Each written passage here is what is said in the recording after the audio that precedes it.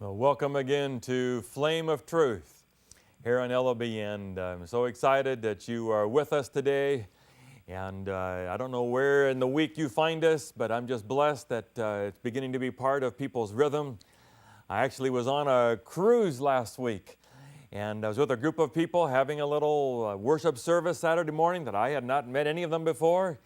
One reached up and tapped me on the shoulder and said, "I watched you on LLBN." So I'm thankful to LLBN to give me this chance to be part of Flame of Truth. I'm Dan Smith, part of the senior pastor at the Garden Grove Church in Orange County.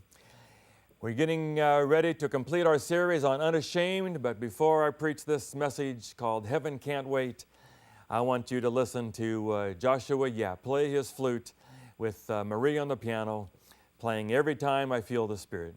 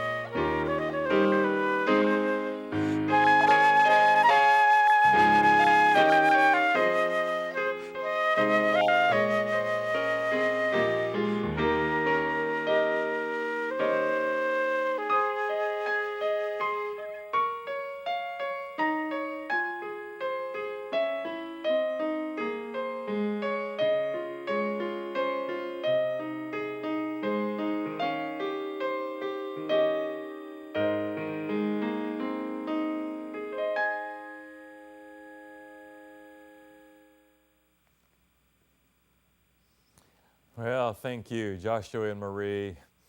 What a special gift to give us this music today.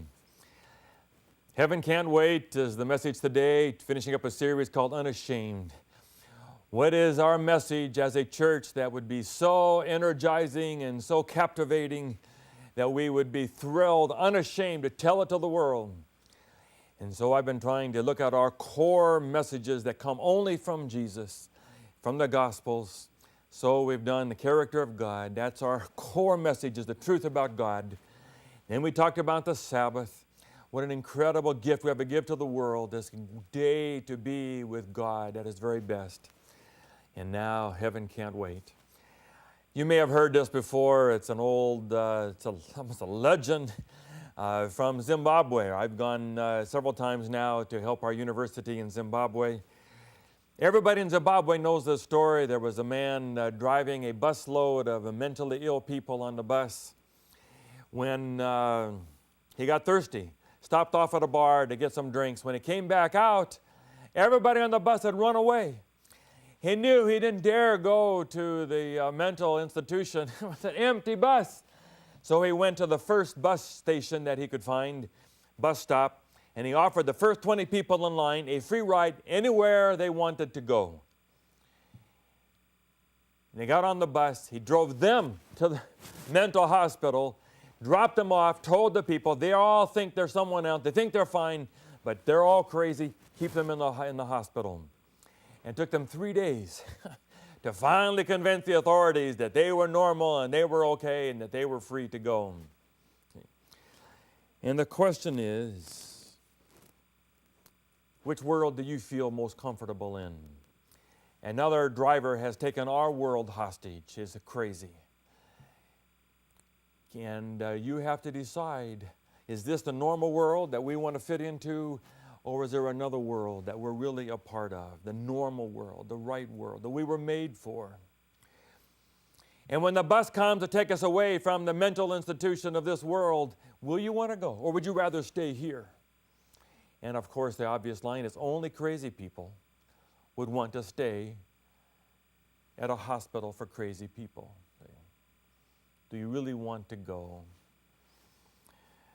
The chaplain where I was before last year at University San Lenore told us one time he'd been speaking at a camp meeting for young adults, and he asked them all to raise their hand. How many of you have been praying for Jesus to come soon? About half the group.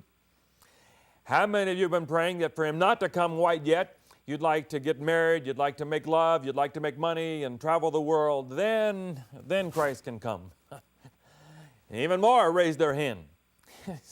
Now we know why Christ hasn't come. It's because you've been praying harder than that, than the other group. Do we really want Christ to come? Or do we want heaven to wait a while? See? My father passed away, terrible accident. Our family decided heaven can't wait. We want him to come. I was having fun with my younger son, 17 now. This was a little bit ago. And we had a mission trip planned to Thailand, and I wanted my sons to go, be a part of it. He didn't want to go. So why don't you want to go? What about the food, Dad? I said, I'll make sure there's plenty of bread for you. They have Taco Bell, Sizzler, McDonald's. They have all those places. You can go there if you want. Well, what about it being hot, Dad? Well, we have air-conditioned room in the hotel. The buses and the cars will all be air-conditioned. What about the shots? I don't want to have any shots. I don't care if you don't have the shot. You want to have hepatitis and have the disease instead? No problem with me. Go ahead. What about sports, Dad? I won't be able to watch any sports. I said, they have television. They have satellites in their hotel room. I'll make sure you can watch any game you want. He said, Dad, what about my friends? What about my friends? If we moved to Thailand, this was a time when I had a call to go be a pastor in Thailand. He said, Dad, what about my friends? All he knew was where we have lived in Riverside, California. All he's ever known is one house, one school, one church, one group of friends. He had so many connections that he just could not. It holds him to where he's been. And is that true for you? But then I started teasing him, what about Hawaii? What if I got a call to move to Hawaii? Would you go there? We had a chance one time to go for a month in Hawaii. He loved it, didn't want to leave. The last day came time to go. He didn't want to leave. He was on his board down by the water. I said, it's time to go. He thought his life was over at 10, 12 years old, that he would never have so much fun again. And so while he has too many connections keeping him from going to Thailand, nothing would keep him from going to Hawaii. That he would go to. And that's my question for you today. Are there so many connections keeping you here? Or would you say, no, if Christ is ready to go, I'm ready to go. I'd rather be there. There's nothing worth holding me here that I would rather be here than there. Thailand or Hawaii. We're going to look at the last days today. We've taken this challenge of taking these three major beliefs, character of God, Sabbath, and the second coming in heaven, and trying to look at them only from Jesus and the Gospels to see what's there. Not from Daniel and Revelation, not from all the signs of the last days, not from newspapers, not from Time magazine. I laughed and talked to my church about the story of a young person, husband came downstairs and Saturday morning in his home, they keep the Sabbath. His wife came down a little later and saw him reading the newspaper and said, "It's a Sabbath. We don't read the newspaper and sports pages and all on Sabbath." And he said, "I was just checking to see what signs of the times have been fulfilled overnight."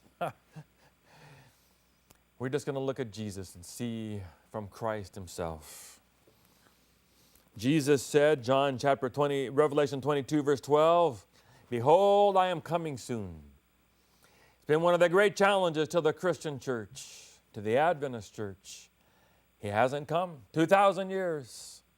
Have we made a mistake? Albert Schweitzer, he said, doctor from Africa, we just made a mistake. We were wrong. Christ was wrong. When he said, "I'm coming back, I'm coming soon," it was just wrong. Made a mistake. Bultmann, another famous professor, said, "No, he has already come. He's come spiritually. When the kingdom, everywhere there is the church and there is the kingdom of God, that is Christ coming back already. Don't look for something more to come. He's already come." Have we just made a mistake? It's up to us. Make our own heaven. And I would say, no, the answer is the cross. The answer is the cross. Whenever we begin to doubt whether Christ is really telling the truth, that I'm coming back and I'm coming back soon, the answer is the cross. How could Jesus go through that experience, the nails and all of that, and then not come back? What was the whole point? I've been to Corregidor in the Philippines, the island in the Bay of Manila there outside Manila, where Douglas MacArthur was during World War II. They have a way of sort of mimicking the bombs going off, and you can feel the ground shake. Day and night, 24 hours, bombed, and they finally told MacArthur, "You've got to go. We can't lose you." He got in a little boat in the middle of the night, and he said, "I shall return." And sure enough, he came back. Australia, all the islands came onto the island of Leyte, famous statue. MacArthur, "I kept my promise. Christ is coming back." It's the cross that guarantees the second coming. There's no question about it. That's what is going to happen. I've been thinking about the 40 days. I haven't read this anywhere, just an idea I've had recently. The 40 days that Jesus came back to be with the disciples. I don't know what your beliefs are. In our tradition, we believe that Jesus Christ went back to heaven right after the ascension, right after the resurrection. Because he told Mary in John 20 when she came to touch him, "Don't touch me. I have not yet ascended to my Father." But then in Matthew 28, he allows the woman to touch him and clasp him by his feet. So could it be that in between, and in our tradition, Desire of Ages, page 790, it says that Christ went to heaven quickly to be sure that his sacrifice had been accepted. And so he walks into heaven. And Psalm 24 has this picture of all the angels lining up heaven. Who is this King of glory? Christ is this King of glory. He's given his sacrifice. He's the triumphant Christ who has won the victory. And he walks into heaven and the Father hugs him. The risk that he gave, they gambled his own son and gave his own son, has been passed. And the test has been passed. The universe is secure. The plan of salvation has been handled. And now Christ is back. And Christ is back in heaven. And yet, according to the story, he comes back for 40 more days. It is the promise that he's going to come back again someday. That he'll keep his promise.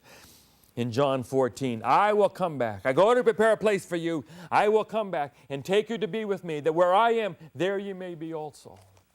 Those 40 days. Why would he come back? Because he wants to be with us. He wanted to be 40 more days with the disciples, with no distractions. He did not go and heal anybody. He didn't preach any more sermons. He didn't convert anybody. He just wanted 40 more days to be with his disciples. Those 40 days are an example of what heaven will be like. Jesus had nothing else to do. The battle is over. You think about all these movies that are in our culture today that have a great climactic battle. The Lord of the Rings, The Lion, Witch, and the Wardrobe, the ocean movies, the Avatar, the Matrix movies. If you read even the old James Bond movies, if you read the books on Harry Potter or the Twilight, there's always a battle. And at the end of the battle, everything's perfect. The bad guys are gone. The good people have won. Right has won. You have the old James Bond movies. After this battle against this entity that's trying to take over the world and to bomb the world, when they're all gone, James Bond's out in the middle of the ocean in a boat with the most beautiful girl in the world, and everything is right and everything is peaceful. That's what Jesus had on those 40 days. He'd won the battle at the cross. He came out of the grave in the resurrection, and now he just gets to be with the 40 disciples. That's the whole point. Why would Jesus die and then not come back to be with us? That's the point of preparing a place for us. That's what heaven is going to be. For 40 days, he had no one to heal, nothing to do. That's what heaven is going to be like. There's no more need for miracles, no more time with answers to prayer, no more people to convert. There's nothing else to do but to be with us. And he will be with you and your group and your family as if you were the only ones. That's what it means for him to be omnipresent. That's why he's coming. 1,000 years. And so the cross is the ultimate proof of the second coming. We don't need more charts. We just need more cross. He's coming. I've probably done, 150 weddings in my career, 30-some years as a pastor. And I asked the young couples beforehand, where are you going to go for your honeymoon? Well, we're going to Greek islands or going here, go there, Hawaii, Tahiti. Not once have they ever asked me to go along with them. They give me a little $50 or $100. I said, I don't want your $50. I want to go on the honeymoon. Let me stay in the same hotel. Let me go somewhere. No, they never invite me. But I tell them, take Christ. Take Christ with you everywhere in your honeymoon. But heaven is more than that. Heaven is not taking Christ on our honeymoon. God is the honeymoon himself. It is the whole point. God wanting to be with us, east and west, north and south, at the great banquet table with Christ. And so that's what's coming. God is the honeymoon himself. How do you know for sure that it's going to be soon? Jesus talked a lot about signs of the times. I've had a lot of trouble growing up with these signs as a young pastor. So many signs, sometimes it seemed like, are these really legitimate? Pastors looking at the newspapers, here's another war, this must be it. Another war in the Middle East, okay, here's Armageddon. World War II, they had the Japanese planes with the sun rising, and this is it. The kings from the sun rising, the kings from the east, this is Armageddon. Every disaster, every Katrina, every tsunami, the earthquakes, Haiti and Chile, this is it. This must be it. Nuclear bombs all over the world. People lose track of some of them. Here we are. The fundamentalist movement around the world, every war, every problem. This is it. This is it. This fulfills final prophecy. Hal Lindsey talked about Israel being back in Jerusalem, 1948. Within 40 years, one generation, all would come to an end. 1988. Here we are, 20 plus years after that. He's an old man. It was all wrong. There was a man named John Todd, went all over our church when I was in seminary. There was going to be Sunday laws, and there were these terrible things going to happen. And you better store food and survival techniques. He was a witch. He knew all this background conspiracies. All wrong. All a mistake. How do we know that there are any signs that are really legitimate? I believe in signs of Christ coming. I believe in Matthew 24. I preached it all over the world. But if I had to boil it all down, there's just one sign necessary. It's the cross. That Jesus, this is his heart. He died so we could be back together again. He won't wait 1 minute longer than he has to come. It is like all the angels are ready to go. It's like Indianapolis 500 when all the motors are beginning to rev up. He's ready to go. He will not come back 1 minute later than he has to wait. He wants to come. We don't need more charts. We just need more cross to be sure that Christ is coming soon. Jack Kern, the Lakers used to say when games were about over, when he knew the Lakers were going to win, this game's in the refrigerator. It's just garbage time from now on. It's getting, the butter's getting hard, Jello's getting hard, the eggs are getting cold. This game's in the refrigerator. It's just garbage time. Put the subs in. This game's over. That's where we are today. The cross is the announcement that this game is over. John 14 now, 1-3. Let not your heart be troubled. In my Father's house are many mansions. I go to prepare a place for you. There's going to be a place for us. God doesn't just wait until everyone gets there to make a place to see whoever shows up, He'll make a place for them. No, He's made a place for everyone. There's a place in heaven for you with your name on it. There's a place. You will walk into the gates of heaven and you will feel that this is the home you've been waiting for all your life. C.S. Lewis says, what you've been waiting for. It'll be designed just for you. Christianity Today asked the other day, will there be motorcycles in heaven? We have this stereotypical picture of heaven. It's just clouds and harps and gardening all the time and studying. And people say, why would I want to do that forever? So we want to stay. We don't want to go. No. Whatever pleasure we have down here will be more than matched up in heaven. Whatever that sensations that you want from motorcycle racing or from skiing or whatever else, the best pleasures in this world today, God will have something in heaven that will exactly reproduce that particular feeling times 100 to 1. Matthew 19:29 says, whatever you have given up for me here on this earth, I will make it up to you 100 to 1 in this earth and in the life to come.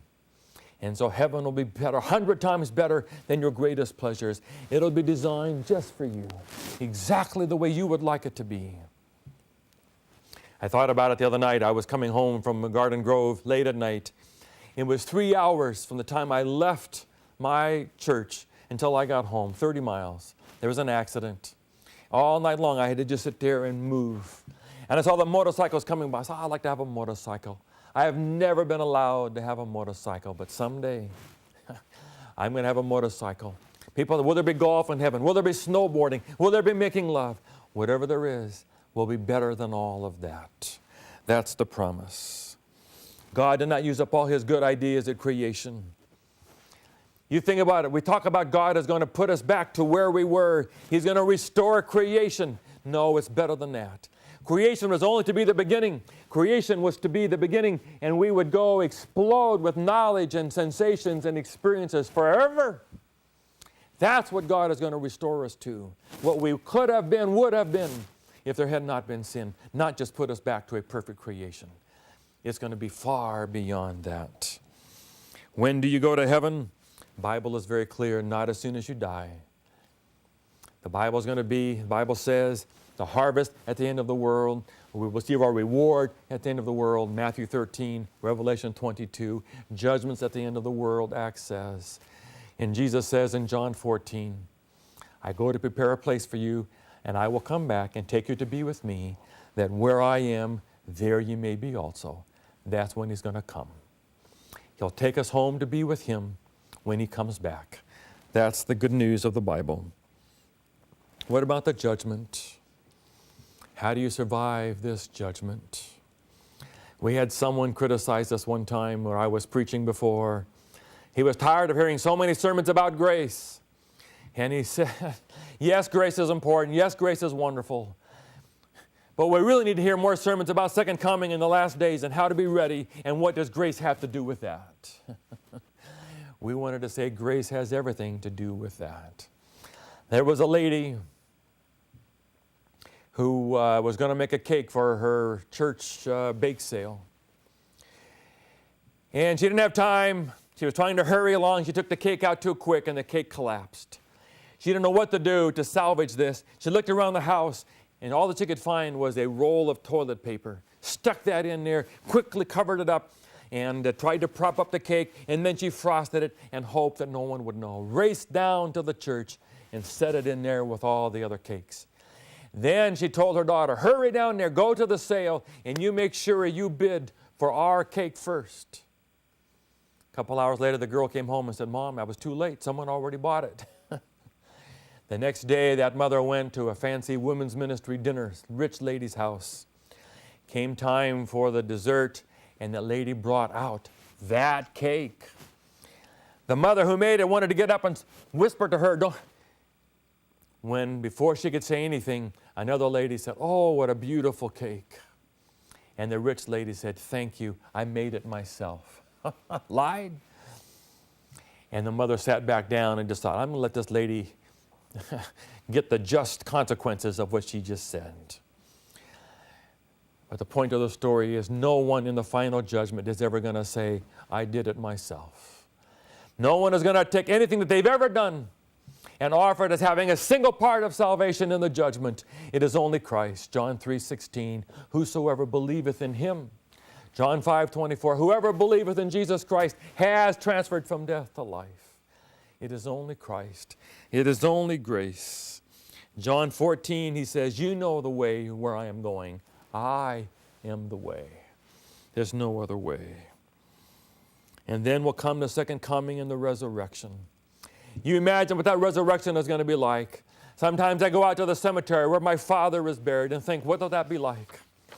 To see my father, almost 8 years now in May, to see my father come out of that and to see him and hug him again. For my father to be back with my mother. What an incredible thing that will be, the resurrection. And then we'll go on the clouds and go to heaven. Max Lucado says we will walk into heaven. It'll be like we were Mark McGuire or the other great athletes who have 100,000 people cheering for them. You may have no one cheering for you here, but we will have, all of heaven will cheer the moment you walk into heaven. Even if you've never had anybody cheer your name, the moment you walk into heaven, all of heaven will cheer as if you were the only one. And we will live with God forever. Heaven can't wait. Don't miss it. The door is open for you. God bless.